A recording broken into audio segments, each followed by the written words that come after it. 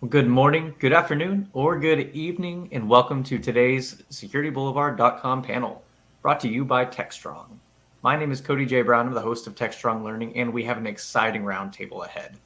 First, I just need to cover a couple of housekeeping notes. So today's roundtable is being recorded. If you miss any of our discussion, or maybe you want to rewatch or share with a friend, the on-demand recording will be made available shortly after we conclude our live session. If you have any questions, and we really hope that you do, we want you to send those in to us using the Q&A tab on the right side of the screen. Over on the right is where you'll also find the chat tab, and that's where we want you to get to know your fellow audience members. Let us know your thoughts throughout today's program, or maybe just from where you are tuning in. If you navigate to the handouts panel, you'll see a couple of resources have been uploaded. Feel free to download those at your own leisure. They are there for you. And of course, before we close out, we are giving away 4 $25 Amazon gift cards. So be sure to stick around until the end of our program. So our topic of discussion today is cloud security. And I'm joined by Omvius, Chief Product Officer, Co-founder, and DevOps Jedi at Oak9. We have Nick Haven, SRE at Fairwinds. Greg Thomas Baldwin, Solutions Architect at Strong DM. And leading our conversation today, we have Mike Vazard, Chief Content Officer here at TechStrong Group. So Nick, Greg, and Mike, thank you all so much for joining me today. Mike, I'll let you take it from here. All right, thanks, Cody. Hey, guys, cloud security. It's not exactly the smallest topic we've ever taken on. I think we got a lot to talk about and a lot to get through here. But let's just get started with some level setting about where are we in terms of the seriousness of this issue. I feel like we're on the precipice of something that may become a major disaster soon, but maybe that's a little overstated. Some people think we're already in the middle of a disaster. Let's start with you. What's your sense of where are we right now, and why aren't maybe we're not paying enough attention to this whole conversation? What do you think? Yeah, Mike, I would agree. We're not paying enough attention, right? And I mean, if you look at what's happening, as trends, right? I mean, just recently in June, I read about several airports that lost 1.5 terabytes of data that contained PII and other information about security, employees, all those types of things, and they were all related and tied very specifically to cloud misconfiguration, right? So, really, when I think about, to your question about where are we in a precipice of disaster, or are we in the middle of it? Really, what it comes down to is, if you look at Gartner data, right, 85 to 90% of the organizations in the world will be in cloud by 2025, right? And organizations are moving rapid pace into the cloud. And what's really driving that acceleration is they have automated tools. It's easy for me to provision any workload in the cloud because I can declaratively define it through infrastructure as code and through automation. So the velocity at which we can move to the cloud is rapid. But really, when we think about security scaling at that same velocity, that's just not there. So to answer your question, absolutely. I think this is a really big issue. I think people are moving fast, but not thinking about security. They're really driven by a lot of business pressures to say, hey, let's move to the cloud, and then we'll think about security, right? And they're not thinking about what are the ramifications, the repercussions of these automated provisioning and deployment into the cloud at the rapid pace that we're in. Yeah. Nick, you look pretty calm. So do you agree with that? I mean, are you just calm in the center of the storm? I'm very even-keeled. I would say with rapid adoption of any technology, whether it be cars or the cloud, there is need for security and safety to be put in place.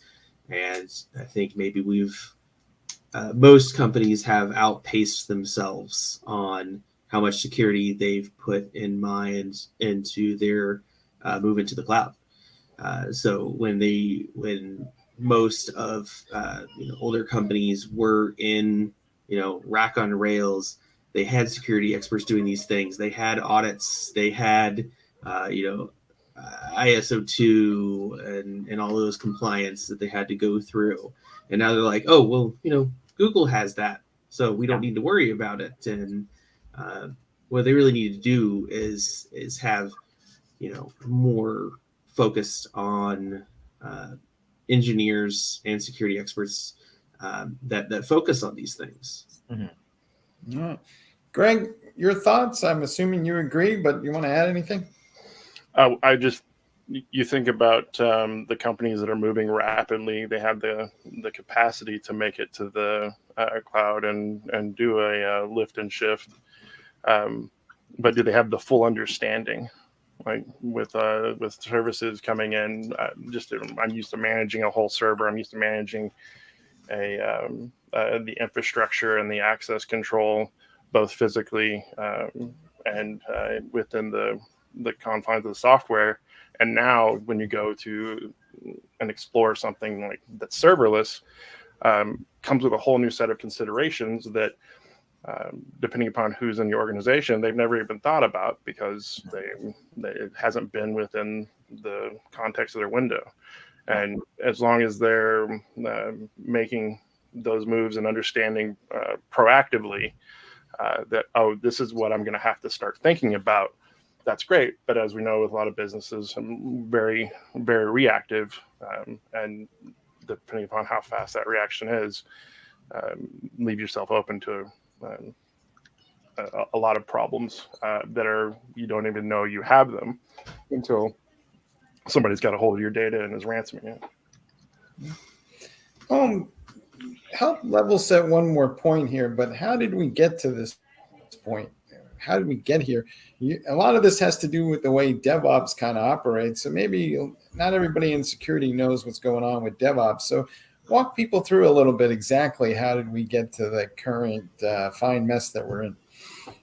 Yeah, I mean, I think, DevOps is really a cultural transformation, right? And the idea there is that rather than having silo teams, like, and Nick was alluding to, right, is like, sort of if we date ourselves back to the rack on Rails or server based capabilities, it was like, if I put my application developer hat on, I built my application code, I packaged it up, I can throw it over to the IT ops folks and say, hey, go deploy it. And I'm not dealing with security, or I don't need to be aware of it because, as Nick was saying, as Greg mentioned, right, that there are certain guardrails, right, that were automatically getting baked in because the environment was tightly controlled. But now, really, what's happening is that, the way I think about this, right, and the analogy that I use, I have two young kids. They're constantly playing with Legos, right? So what I like to think about is what cloud service providers have done a phenomenal job of is they've built these Lego. They've enabled us to build Lego architectures, right? So Greg is mentioning serverless.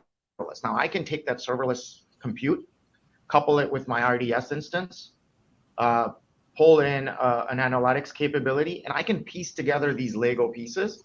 And all of a sudden, within 2 weeks of time, I can build an analytics capability that I can deliver to my business. My business is happy. As a DevOps team, I'm no longer packaging and throwing things over the wall, but I'm working alongside these SREs and these DevOps engineers to say, hey, let's build out this Terraform or this IAC that enables me to not only build my application capability, but to deploy it. And I can go from 0 to production in 2 sprints. Well, guess what? That's all great, but gone are those security guardrails, gone are those review cycles, gone are those ability to really understand, hey, but how do these pieces, what is a serverless compute doing in this environment in the cloud? What network topology is it deployed in? How does it mean for role-based access control on how this serverless compute is talking to my RDS instance that has access to customer-centric or private data? All of that is codified, but no one's really thinking about that, Mike, because we have an easy button, if you will, to get to the cloud.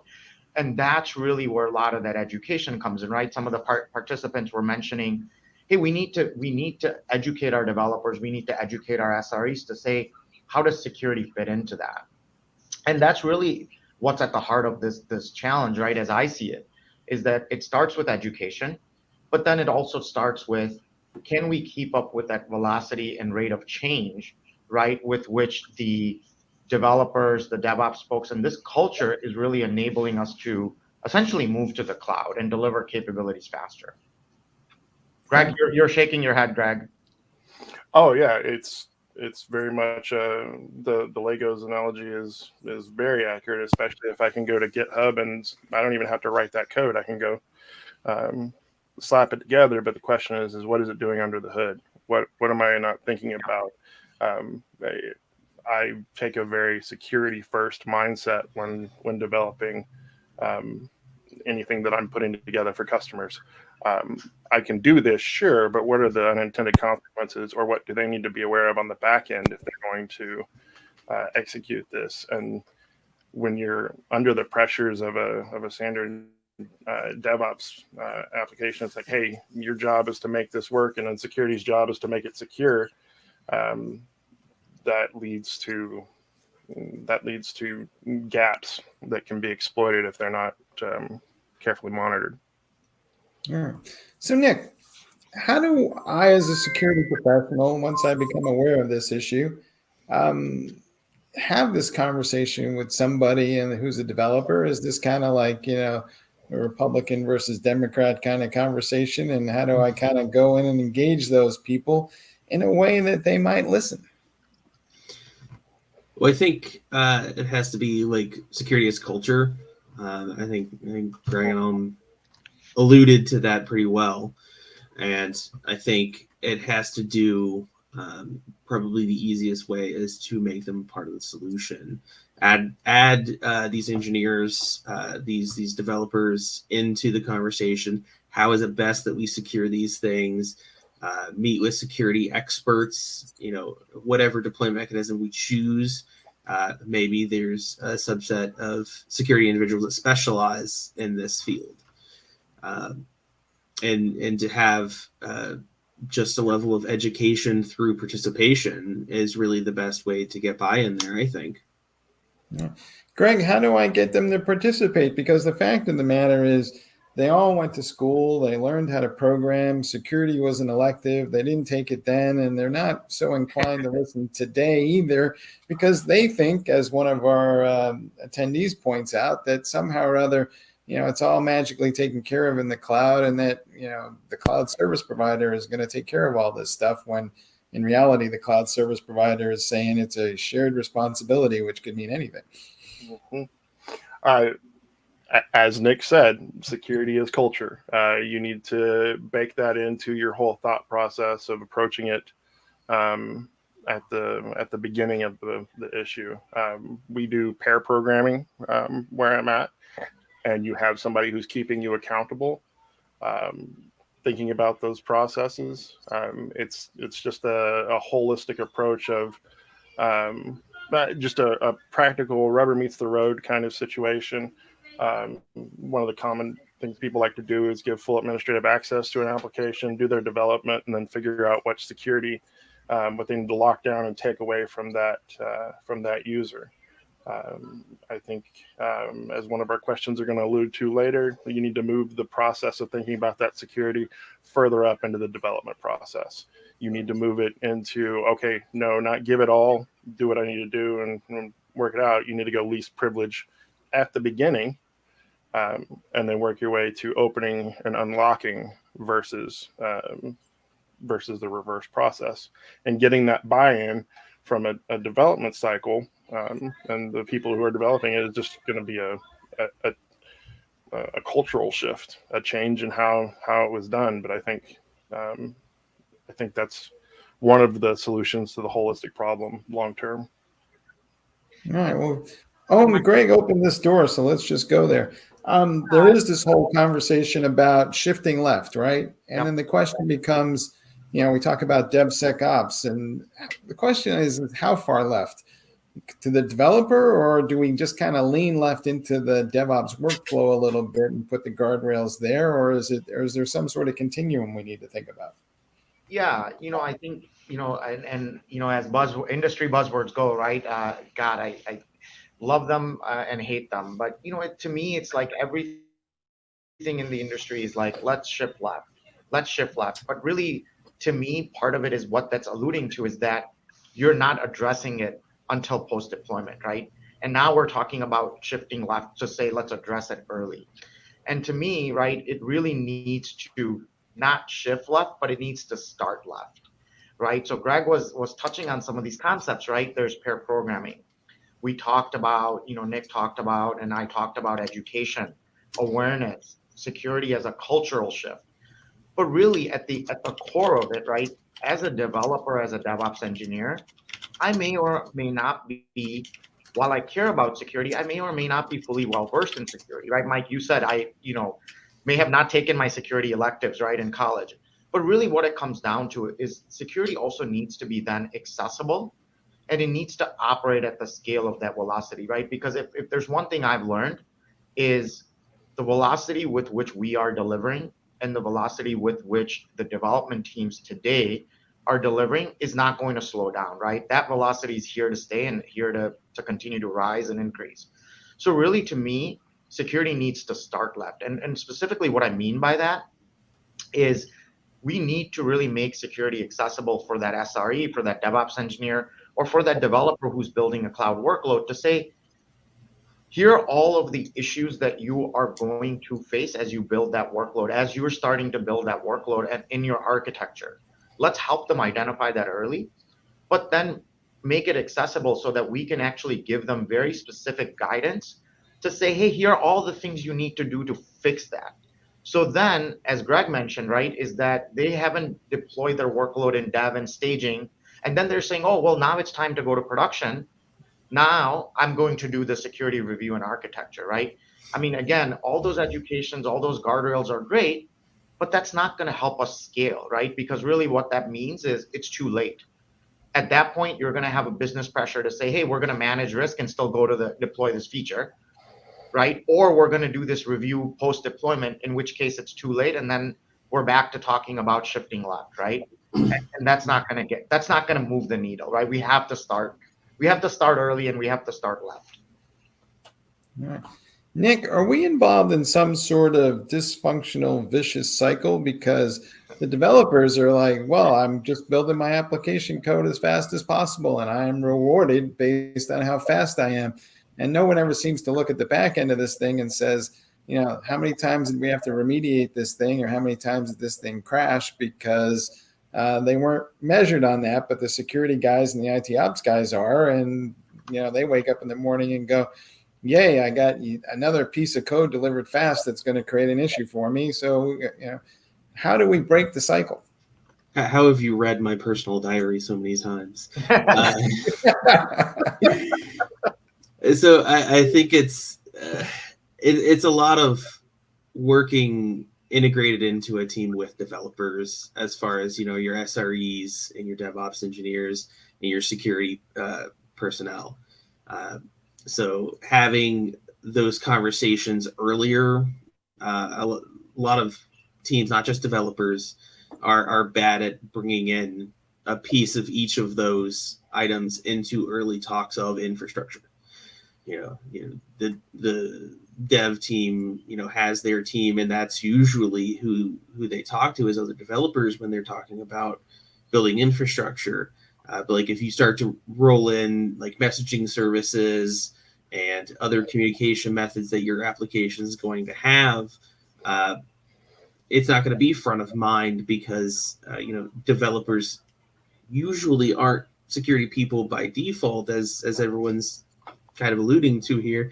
I don't want to make them the devil in this detail here, but it's just as you said, DevOps engineers and SREs and security folks are measured on stability rather than the quick cycle of agile or the quick cycle of waterfall, whatever the team is using at that time.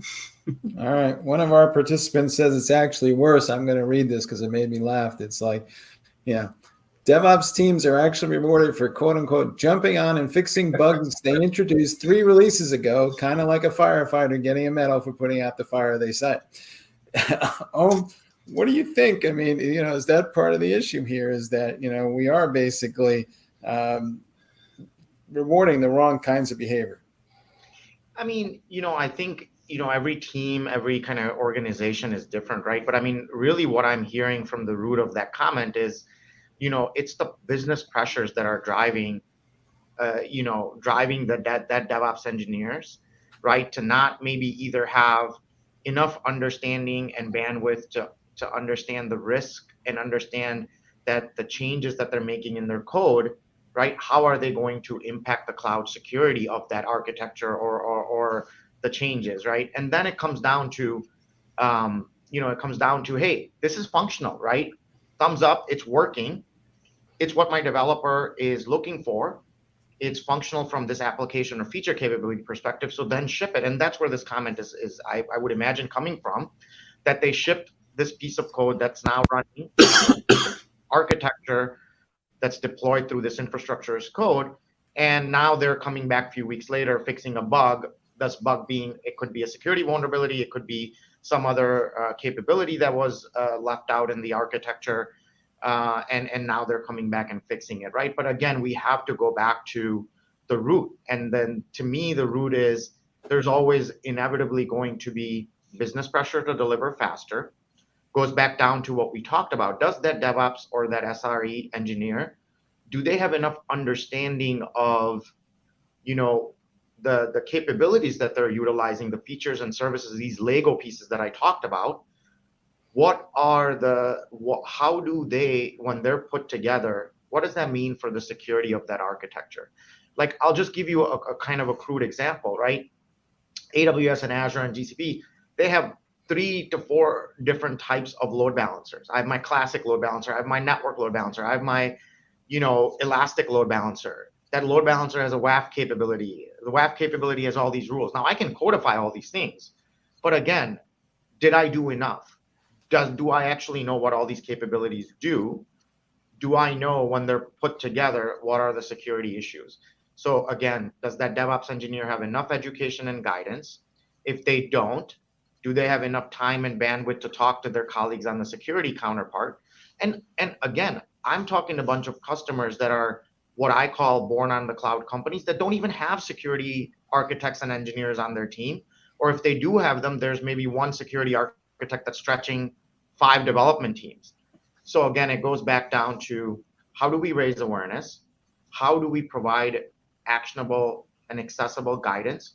And are there, alongside the processes that govern security, do we have automation to really help arm this DevOps engineer to get it right the first time, so that, to the participant's point, that they're not creating fires that they're later putting out? Mm-hmm. So, Greg, we have seen the rise of SREs, right? And they're kind of the specialists who focus on operations within the DevOps workflow. Do we need the equivalent for security? Do we need to have a new generation of security engineers who are part of that DevOps workflow? And I'm asking the question because you can educate developers all day long, but they're going to have different levels of success. One may have just started out in their career. The next one is, knows something awesome, but there's a new change and a bug or something that nobody knows about. So do we need like an actual security engineer in this workflow? I think so. I was just as Owen was saying, where you have somebody who's reviewing that code across 5 development teams, for example. You don't want that person to become the bottleneck. So if somebody's passing code through me to go, okay, what is this doing? And I want to go diff it and see the changes and maybe have them explain to me what's happening. Well, that's fine for a basic script that's, creating a couple Terraform resources. But when you get into these large scale projects that have many moving parts and understanding it fundamentally, you have a person whose job is to specialize in making those parts operate, and they don't want to think about security. They don't want to have to explain it. This is repeating their work for them, and it's going to create a lot of friction, and it's going to take your go-to-market down significantly if you're having a constant review post-development. So somebody who's in there going, hey, how are you going to deploy this at the beginning, and what's the plan? Okay, well, this is from a security mindset. You might want to consider it.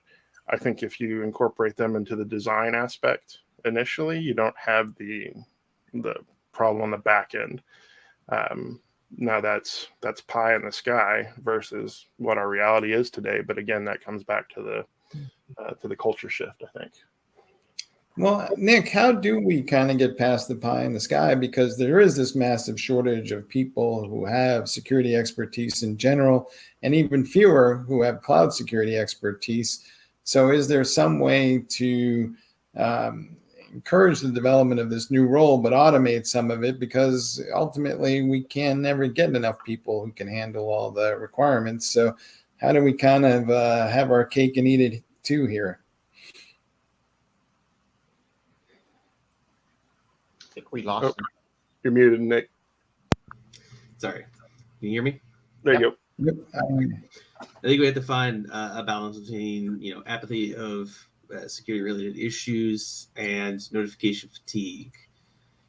So like having the balance of notifications of like CVEs inside of your pipeline so that you're always getting that alert on deploys, bringing up CVE scans of your production environments on a regular basis, so that when fixes are able to be applied through patching or mitigation efforts of any sorts are able to be applied on these really scary bugs that just come up and people kind of just shrug their shoulders at, well, it's not fixed yet.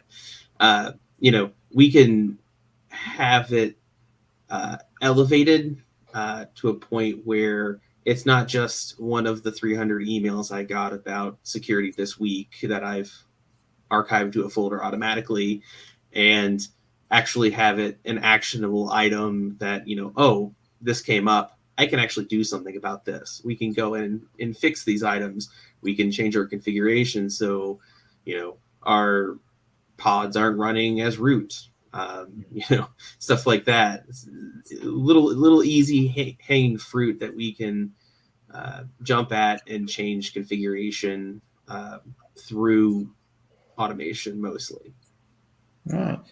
You want to add to that? Because we can all salute the best DevSecOps practices flag, but I feel like a lot of times we don't give people enough like, here's a couple of easy things you could do today or tomorrow that would make a world of difference. So are there things that people from this webinar can take home and go, just start doing a couple of small things and you're at least be going down the road somewhere in the right direction?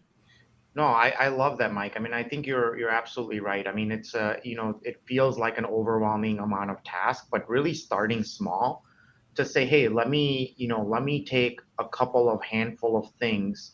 Concrete steps would be like, one, understand that as you are changing your Terraform code, can I integrate an automated tool in my process to say, hey, let's use a tool to identify some of these security issues as that Terraform is changing or as that IAC is changing, whatever that IAC might be. Again, that goes back to processes, people, and then really a shared culture of security mindset first. So rather than thinking, I'll do this post deployment or security team will handle it post deployment, let's say, hey, how do we get this into the development pipeline? So as an example, a lot of developers will integrate unit and integration tests in their code build step, right? So cloud infrastructure can also be thought of that way, to say, hey, let's build some capabilities that help us recognize when we are veering away from some guardrails or some best practices that our organization wants to meet. And let's identify that soon, as opposed to, like Nick was saying, right, post deployment, I got some alert or CVE on my email. And then I'll even push the envelope further, right? The more we can do to integrate into the ecosystem of that developer and that SRE, the better, right? Because, frankly, who wants to manage yet another tool outside of the scope of what they're already working on? There's a reason why developers don't check their emails, right? And I'm one of them, because I already have 8 other tools that I got to monitor and look at. So, really it comes down to, can you fit into my ecosystem of tools that I'm using, whether it's IDE, whether it's my code repository, whether it's my CI/CD pipeline, and don't just give me another alert, but help me fix it. So again, give me that concrete guidance to go fix it, right? And you could start small by incorporating these few checks or incorporating tools that help you really build this in right as you're doing that development. Mm-hmm.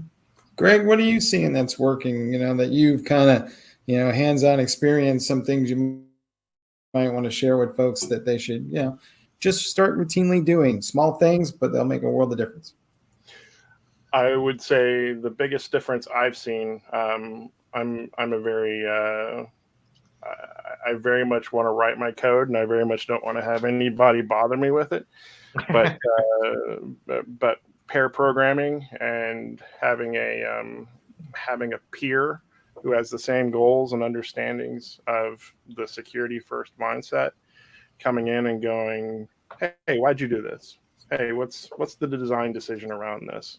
And this is just on simple middleware Terraform Go kind of developments. It's not on anything huge, but having that check and balance versus just a merge and or commit and merge, and then it's unreviewed. It's, hey, we trust that Greg's thinking about doing this correctly, versus did it get sloppy or just open up a permission because it was simple, but not thought about the long-term ramifications of what that permission applies. Something I was replying to in the chat here.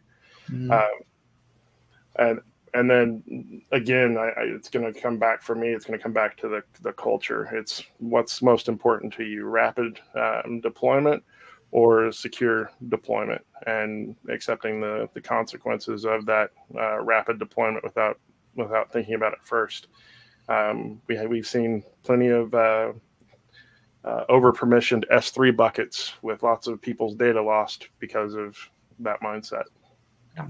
Nick, speaking of culture, so a lot of security people, at least the developers would claim, lack a certain amount of empathy. They don't really get that the issues that the developers are kind of living with. I know there's probably people going out there right now saying, the developers have a lack of empathy for them too. It goes both ways. How do we get to the point where the security folks get more empathy? Am I supposed to should I embed them into the app dev team and kind of let them, walk a mile in somebody's shoes? How do we kind of bridge this historic cultural divide that frankly serves neither party well?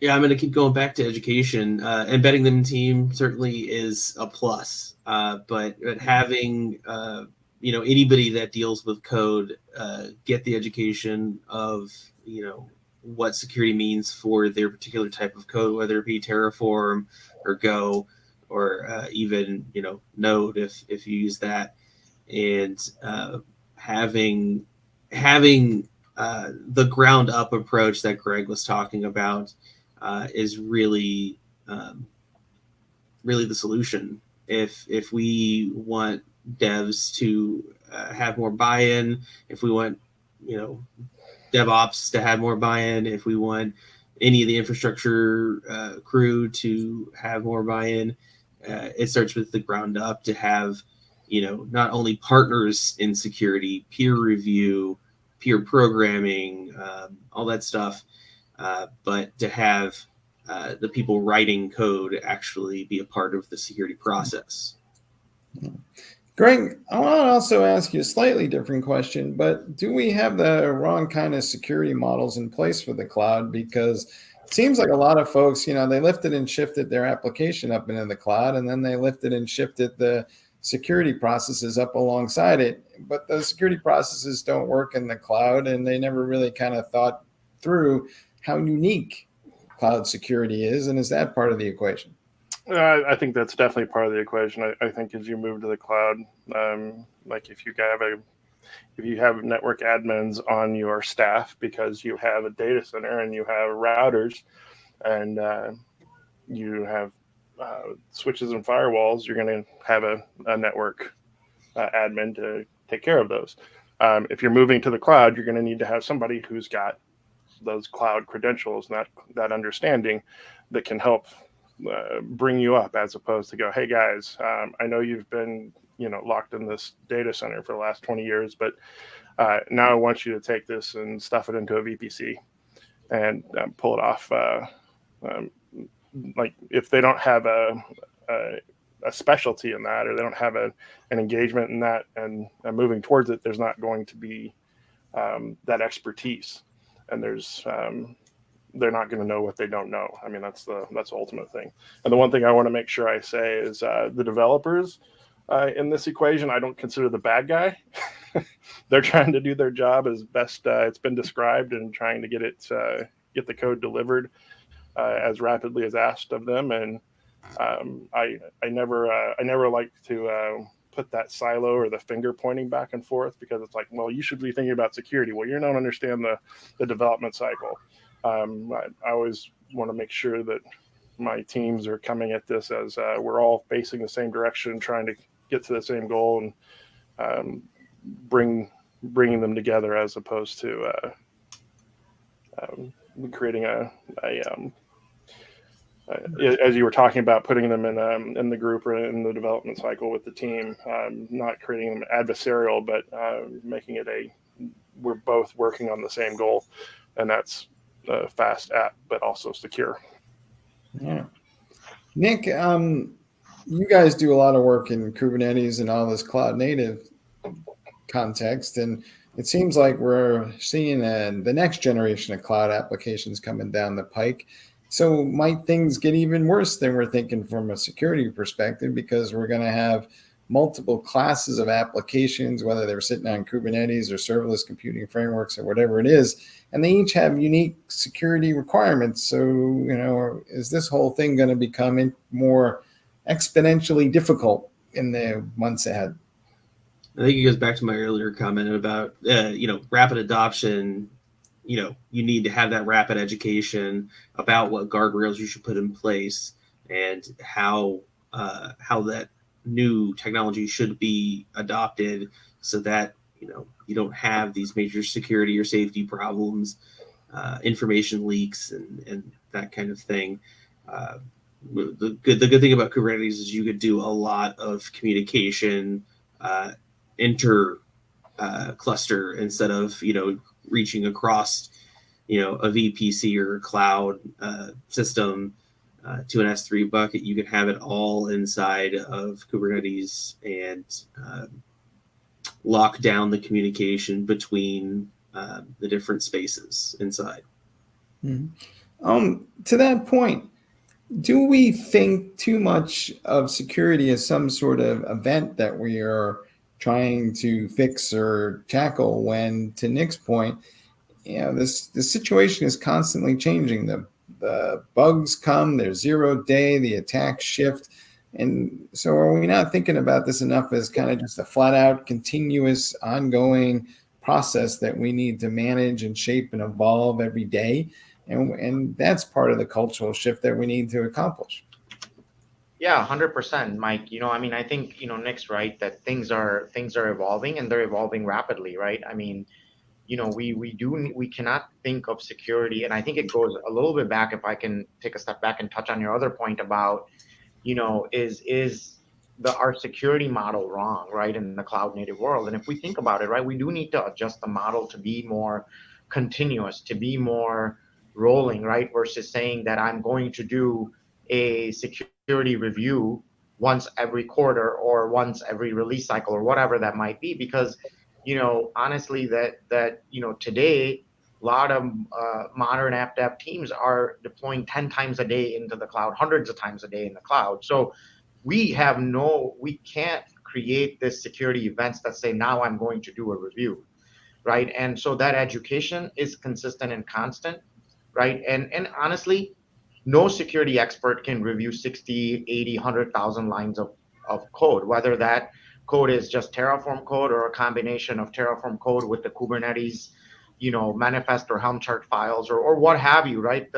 As you said it, right, the cloud complexity is growing fast. There are no longer, we're just dealing with homogeneous architectures in the cloud. They're heterogeneous architectures, they're distributed architectures.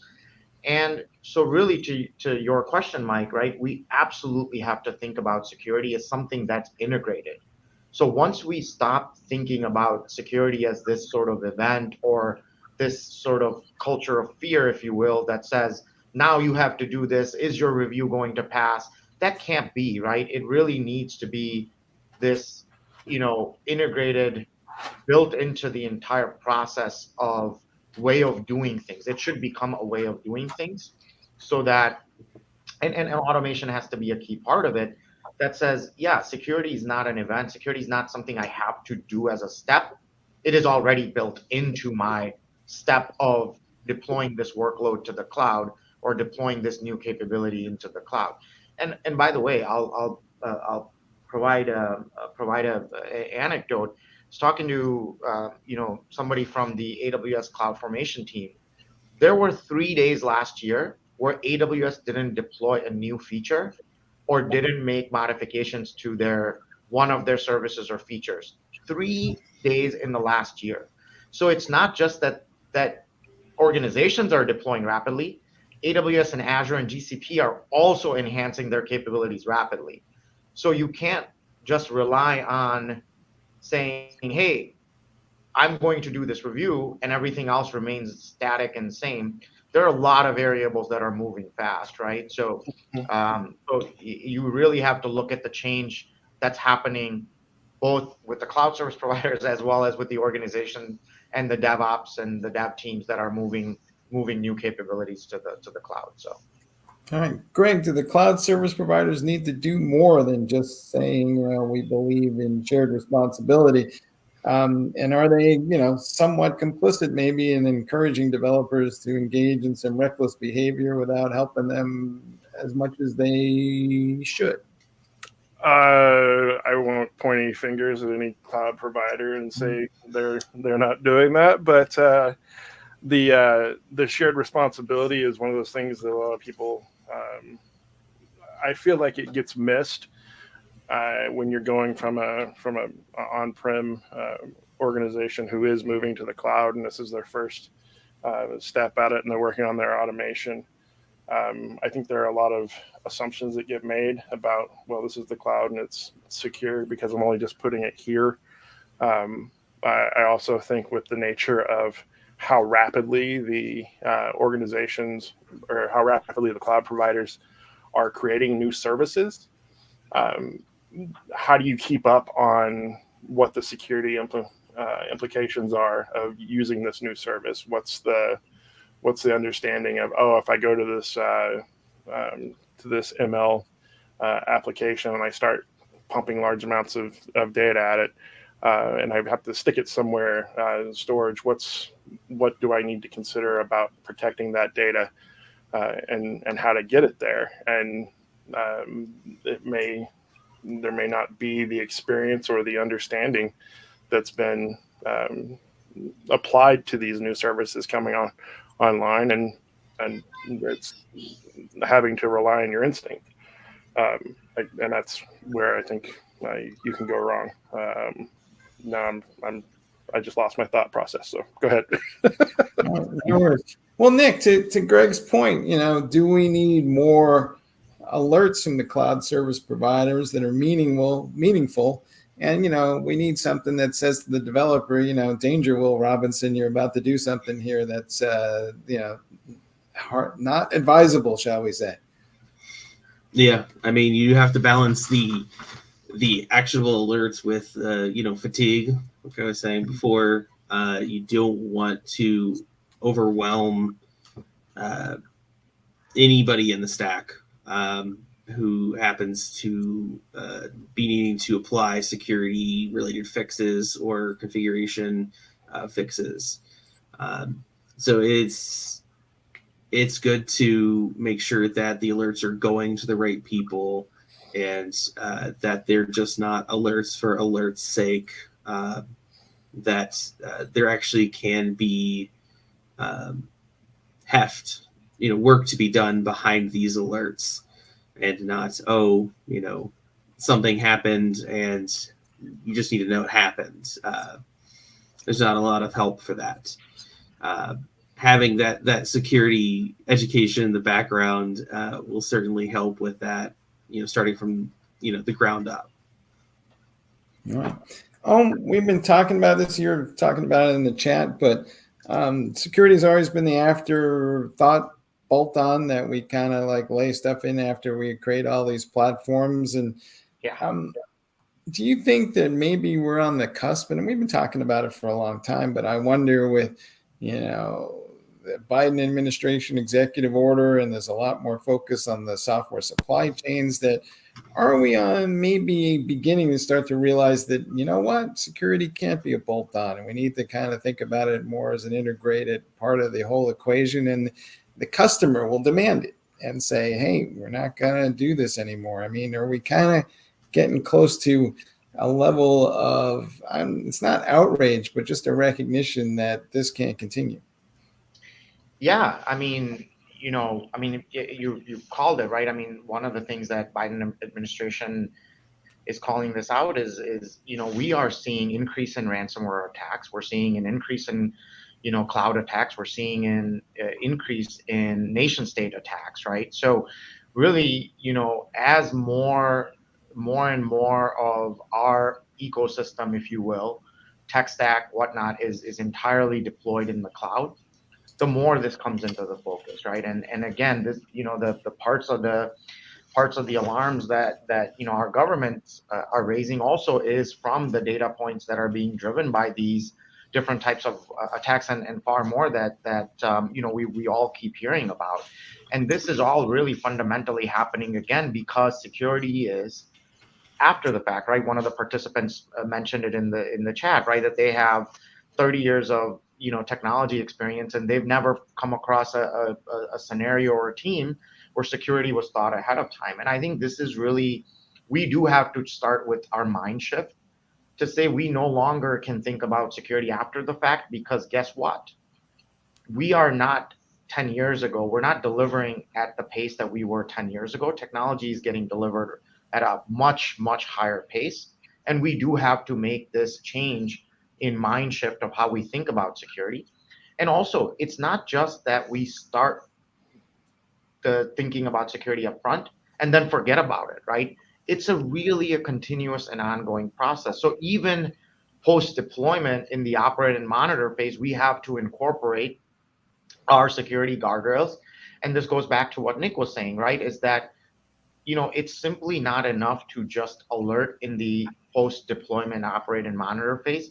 It's actually be able to then filter out a lot of the noise and really understand what is the signal. Because if I'm getting 100 alerts a day, guess what? I'm not looking at any of them.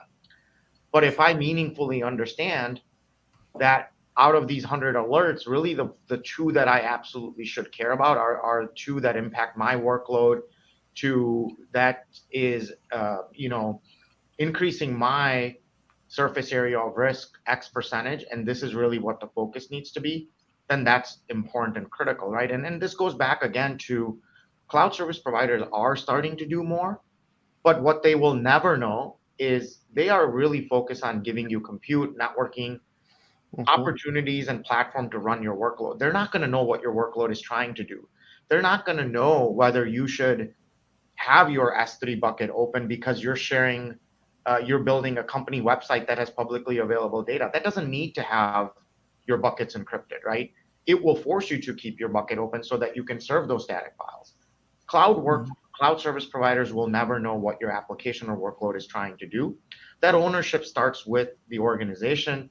That ownership starts with the development team, the DevOps team, the security teams that's actually operating and managing that workload, right? But it needs to be continuous. It needs to be not just in the beginning and then forget about it or after the fact, right? It needs to be at every step of the way. No. And Greg, there's a question I want to throw your way that comes from it's really a comment, but I want to get your sense of the root cause of the comment. But we're talking about, what should be done each time there's a bug or an issue. And at least from what I can see, the same bugs keep coming up. I mean, you look at the top security issues and vulnerabilities list, it's pretty much the same year after year after year. So is there a mechanism where we can have a more routine incident response capability to the fact that there is this security issue, which is really just a bug, and when we don't have a plan in place for dealing with it, but ultimately the same bugs are there, so maybe we should think about it as this type of bug gets fixed this type of way. Yeah, it's a cultural aspect, just as Om was saying, of at every step of the way of what's the security implications of making this change and addressing this fix. It's just got to be a part of. I hate buzzwords in the industry, but it's got to be a part of the fabric of your organization. Is how you take these approaches and immediately go, I can do it this way and fast, or I have to take into all these considerations. Like I'm thinking about Kubernetes, and I could grant all the permissions I need to a user, to a context, and I can get everything I need done. But maybe I should be breaking down exactly the access that user should have to address the problem, all the way down to namespace and verb. But that takes too long versus trying to get this out and deployed and get it fixed. And we'll look at that after the facts and then tighten it up. That just, like, nobody looks at it after the fact because, hey, it's working and we got our workloads back and running and we're delivering on what we were asked to do. That's where changing that culture is important. We cannot go anywhere online these days where somebody's not talking about AI and all these wonderful machine learning and deep learning algorithms at some point. Will AI help us at some point with this equation? I mean, can the machines save us from ourselves? Yeah, and a lot of people and like to think and call and throw around the words AI, right? But really, it comes down to me of understanding what the user behavior is, the user is trying to do. Mm-hmm. And then really it goes back to, can we educate them in an automated way to say, hey, you're trying to do this. You've left this whole thing open. Is your goal just to give your pod A access to pod B or whatever that might be?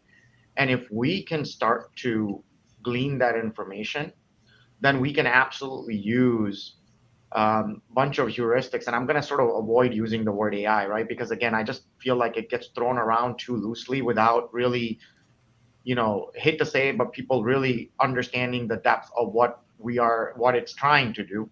So I'll say that we can absolutely understand user pattern and behavior because, mm-hmm. Mike, as you were saying, that a lot of times, right, the users are repeating behavior because they're not educated. So can we use a bunch of heuristics to understand what are the repeated things that this user is doing, right, over and over and over again across hundreds of workloads in their cloud? Can we recognize that? Can we use heuristics to then educate them that, hey, I noticed that you've done the same thing 8 other times elsewhere in your code repository, and let me actually give you a fix on how to appropriately secure this or appropriately fix this so that this doesn't ever happen again.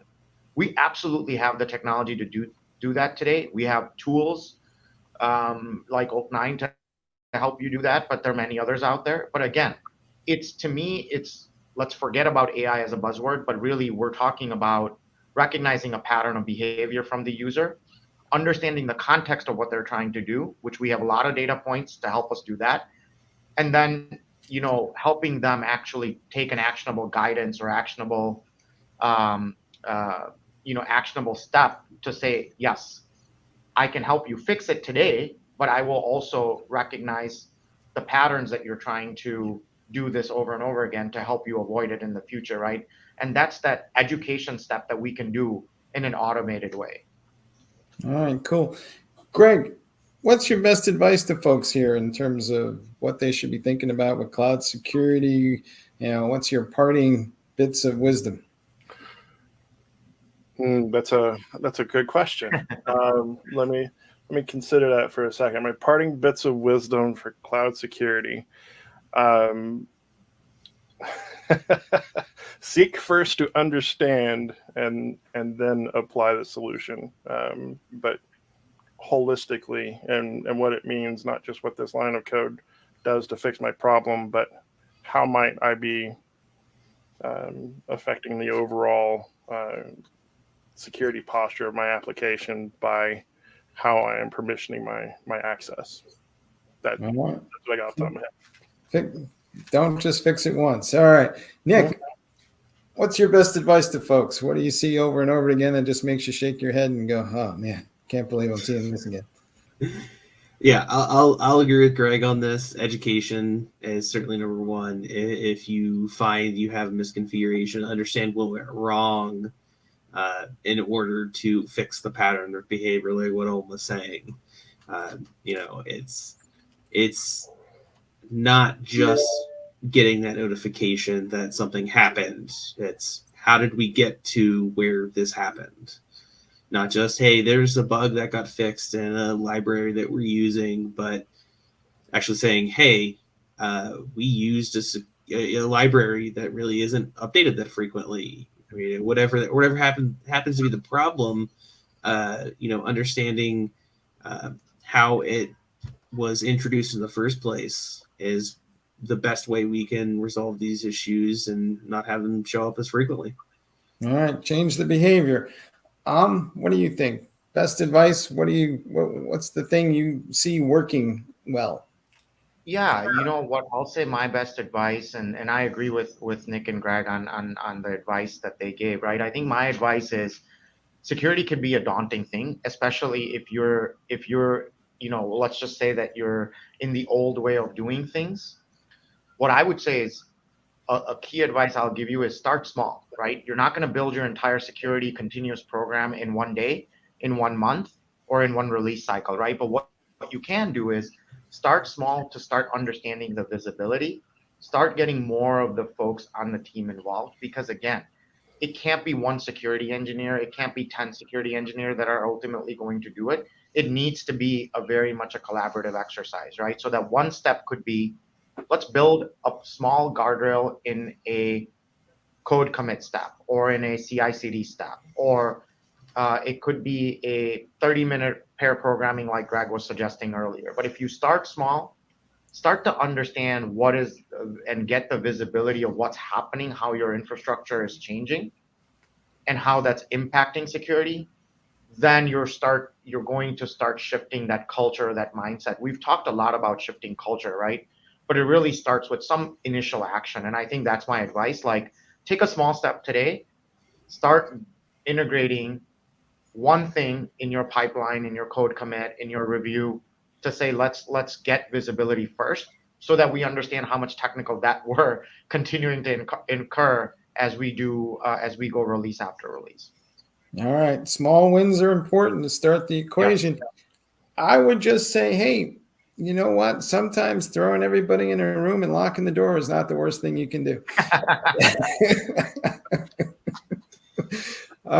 Hey, Cody, take us out and we'll go from here, folks.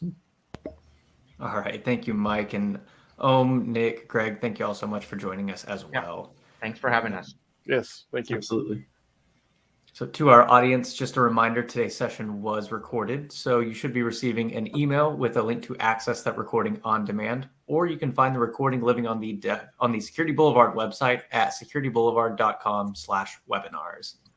So we do have those 4 $25 Amazon gift cards to give out. Our 4 winners are Jisha G, Rhythm G, Tamor W, and Shonda U.